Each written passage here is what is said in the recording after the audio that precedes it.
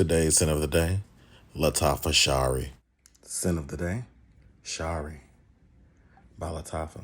Kind of like a vertebrae. Let's get into that thing. Talk about those notes. In the top, pink pepper, juniper, berries, and saffron. In the mid, we got orris root rose. In the base, vanilla, leather, and oud. You're welcome. It's woody, incensey, oudy. It's kind of dark, as you can tell by the juice color. It's a sexy fragrance. This one is gonna last for hours and hours. Check money long. And I mean, cause why the fuck not? You're welcome.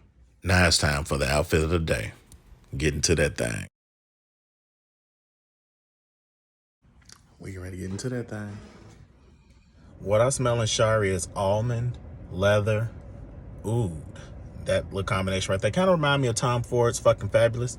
And it's a hit to me. I like the DNA on my skin. I got a decant of Tom Ford's Fucking Fabulous. And I've been going back and forth about getting a full bottle. And since I have this one in my collection, I probably won't do it. Lattafa been knocking it out the park. I don't care what nobody say. In terms of their composition, presentation, and price point, I'm really starting to believe that some of these fragrance companies are gouging big time because the quality of the fragrance is there. So all I say is if you can produce a similar profile at a lower price point with decent performance and a good presentation, you more than likely are going to get my money.